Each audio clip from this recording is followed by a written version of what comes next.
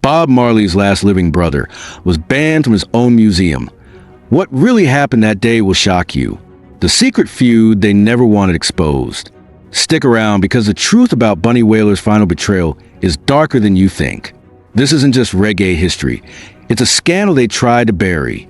Born in the rough, sun-bleached cradles of 9 Mile, Saint and Parish, Bunny Wailer's roots intertwined early with a boy who would become a global icon, Robert Nesta Marley. Both children of fractured homes, they found solace not only in music but in each other, growing as brothers more by bond than blood. Bunny Wailer was raised under the stern hand of his father, while Bob Marley grew under the nurturing of a single mother. Destiny, in its quiet conspiracy, united these two when their parents came together and moved to Kingston in 1952. It was a city trembling with poverty, but trembling too with possibilities. A place where rhythms were born in zinc-lined shantytowns and dreams crackled through transistor radios. Alongside Peter Tosh, another son of Jamaica's raw, untamed soul, they formed a trio that would later eclipse the boundaries of their island and embed itself in the conscience of the world. Bunny Wailer, Bob Marley, and Peter Tosh were not merely musicians. They were vessels of something deeper, elemental. Together, they conjured songs that smoldered with defiance, with sorrow, with hope. It was Joe Higgs, the quiet men of the ghetto, who polished their early edges, coaxing harmony from their raw voices. The Wailers' debut anthem, Simmer Down, was less a song than a decree, an urging for the restless youth of Kingston to find peace in the storm. But peace would elude Bunny Wailer for most of his life, especially when the tides of fame pulled his brothers in directions he would not follow. When Bob Marley sought broader horizons in the United States in 1966, a subtle fissure began to run through the foundation of the Wailers. Junior Braithwaite and Cherry Green departed, and the group became a skeletal version of its former self, with Bunny Wailer, Peter Tosh, and Beverly Kelso holding the line. The trio pushed forward, the lure of international acclaim beckoning. But with every mile traveled, Bunny Wailer felt a widening dissonance within himself. Tourists of foreign lands demanded compromises, processed foods, separation from the spiritual sustenance of his Rastafarian faith, and Bunny Wailer, ever the guardian of his roots, recoiled. By the close of 1973, fault lines within the band deepened into chasms. Peter Tosh's volatile clashes with Bob Marley reached their crescendo, and he walked away. Marley himself, radiant and exhausted, seemed to bear the weight of the Wailers alone. When Marley succumbed to cancer in 1981 and Tosh met a violent end in 1987, Bunny Wailer stood as the last sentinel of a vanished era. He soldiered on, gathering Grammy Awards like stones to build a monument to memories, safeguarding the flame of a brotherhood that death had sought to extinguish. Yet, time is an unkind custodian. As years pressed on, Bunny Wailer became a relic in the eyes of a world speeding past him. He carried not only the burden of his music, but the heavier yoke of being the last living thread to Marley's myth. Despite this, he remained a dignified figure, his dreadlocks silvering, his voice weathered but potent, his presence a solemn reminder of an authenticity now endangered. Then came September 30th, 2015, a date etched into the wounds of reggae history, a day when betrayal wore the face of familiarity. On that day, under the blistering Kingston sun, Bunny Wailer made his way to the Bob Marley Museum, a place ostensibly consecrated to honor the memory of his fallen brother, a museum built within the very walls that had once echoed with their shared laughter and labor. But for Bunny Wailer, it would not be a pilgrimage, it would be an ambush.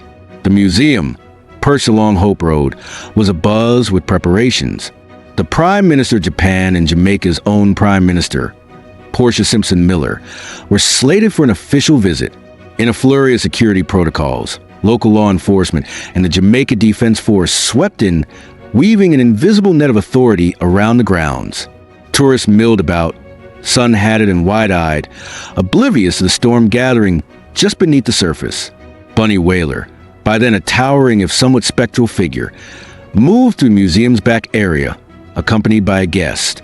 They lingered, taking photos with visitors, basking quietly in a homage to a brother who had once been flesh but was now marble in memory. It was here that conflict erupted, not with a shout, but with the firm, bureaucratic coldness that often precedes violence. Security officers, taut with nerves, demanded that all guests return to museum's front. The sanctity of the visit required it. They insisted. Bunny Wailer, unwilling to be herded, resisted. The confrontation escalated quickly. Accusations would later be volleyed back and forth like stones. That Bunny Wailer was belligerent, that he resisted lawful orders, that he issued threats to the Marley family. But behind the official statements, a different story festered. Maxine Stowe, Bunny Wailer's manager and confidant, would later describe the scene with the clarity of someone witnessing a betrayal decades in the making. Bunny Wailer was not warned of any changes. She insisted.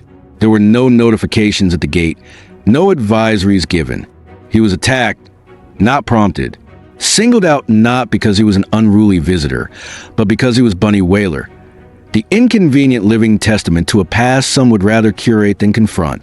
The museum's administration, quick to defend itself, released a statement via the Jamaica Observer the following day.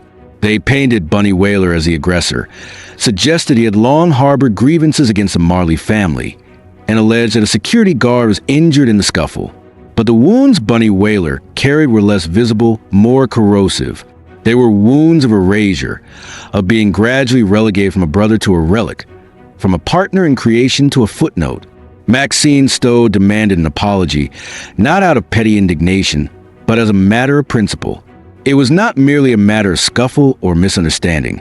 She argued it was about respect, about history, about the recognition of a man who had stood shoulder to shoulder with Bob Marley not just on stages and in studios, but in the hard crucible of Jamaican life.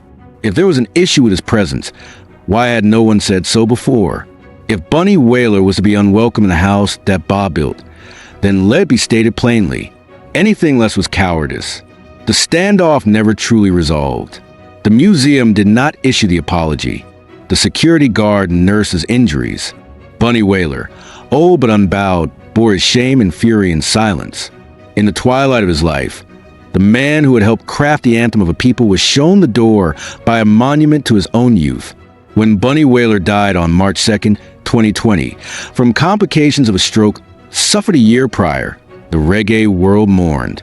Tributes poured in, lauding his contributions, his voice, his unbreakable devotion to the Rastafarian way of life.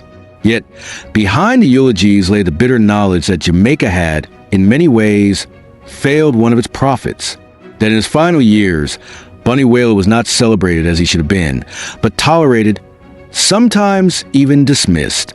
His death did not merely close a chapter. It severed the last living link to the genesis of reggae's global ascent. Bunny Wailer was more than the godfather of a genre. He was its heart and its conscience. His Grammy Awards, his honors, his accolades, all pale next to the simple truth that Bunny Wailer never betrayed the ideals he sang about. He never wavered from the principles he and Bob Marley and Peter Tosh had carved into the bedrock of their music: justice, resilience, and a defiant love for the oppressed.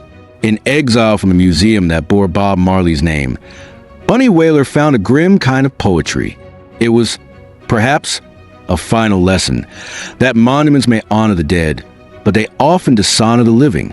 Bunny Wailer, Jah B, the silent warrior of the Wailers, passed not with a roar but with a whisper, leaving the world to wrestle with what it had lost. And so the guitar strings lay still. The echo of Bunny Wailer's voice floats through the humid Kingston nights, not captured by museum exhibits or sanctioned tours, but by the people who still feel his rhythms in the marrow of their bones. His exile remains a scar on Jamaica's heart, a reminder that legends are not just born, they are also betrayed. Do you think Bunny Wailer deserved more respect from those who managed Bob Marley's legacy? Was his exclusion from the museum a misunderstanding or a deliberate act of erasure? How should Jamaica truly honor the legends who helped shape its global identity? Share your thoughts in the comments. And if you want more untold truths from music's hidden corners, subscribe so you never miss a story that matters.